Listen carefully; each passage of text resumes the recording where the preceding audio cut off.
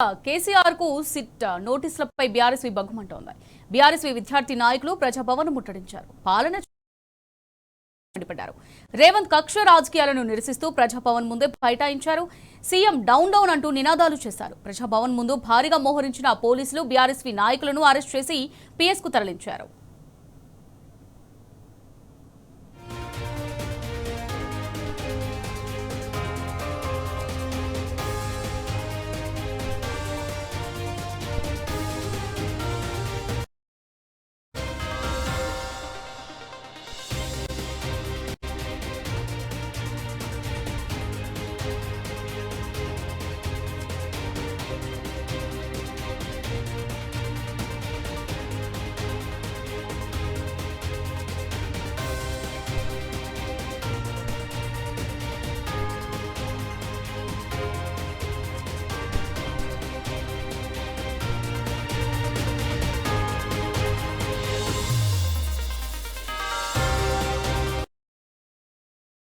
Right, ఇక దీనికి సంబంధించి మరిన్ని డీటెయిల్స్ మరి రిపోర్టర్ అరవింద్ లైవ్ ద్వారా అందిస్తారు.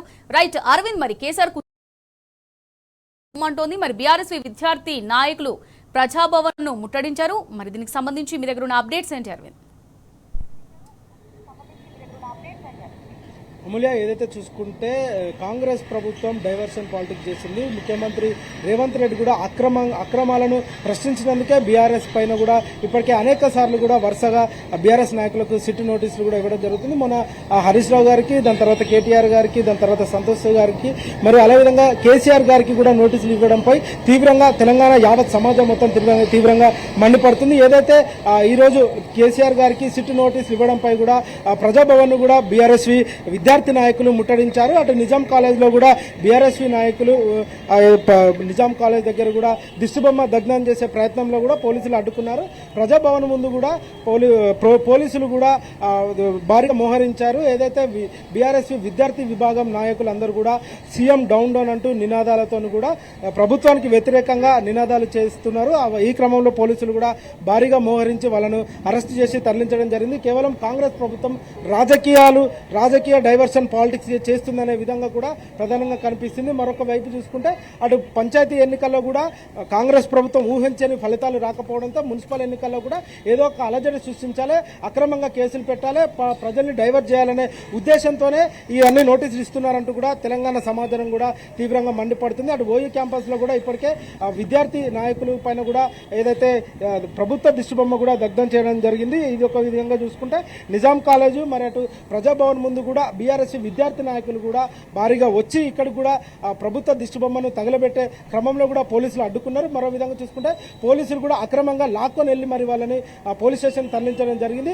రాష్ట్ర ప్రభుత్వం ఈ మొండి వైఖరి కూడా తప్పకుండా తెలంగాణ యావత్ సమాజం చూస్తుంది. కేసీఆర్ గారికి నోటీసులు ఇవ్వడం అంటే యావత్ తెలంగాణ సమాజానికే నోటీసులు ఇచ్చారంటూ కూడా ఇప్పటికే తీవ్రంగా మండిపడుతున్నారు. మరో విధంగా చూసుకుంటే కేసీఆర్ గారికి నోటీసులు ఇవ్వడంపై కూడా తెలంగాణ సమాజం అటు బీఆర్ఎస్ కూడా తీవ్రంగా మండిపడుతుంది. ఏదేమైనప్పుడు కూడా రాష్ట్ర ప్రభుత్వం ఇలాంటి డైవర్షన్ పాలిటిక్స్ కు ముందుంటది. ప్రజాపాలన పక్కన పెట్టి, సంక్షేమ పథకాలు పక్కన పెట్టి, సంక్రాంతి తర్వాత ఇస్తాన రైతు బీమా పక్కన పెట్టి, ఇవన్నీ రైతు బంధు పక్కన పెట్టి, ఇవన్నీ పక్కన పెట్టి కేవలం అక్రమ అరెస్టులు, సిట్టు నోటీసుల పేరుతోనే పబ్బం గడుపుతున్నారు. దీనిపైన కూడా యావత్ తెలంగాణ మొత్తం కూడా మండిపడుతుంది. ఏమైనప్పటికీ కూడా రాష్ట్ర ప్రభుత్వం వెంటనే సిట్టు నోటీసుల పైన కూడా ఇవన్నిటిపైన కూడా విచారణ జరపొద్దంటూ కూడా బీఆర్ఎస్ విద్యార్థి నాయకులు కూడా తీవ్రంగా మండిపడుతున్నారు. Amulya, right, thank you Arvind.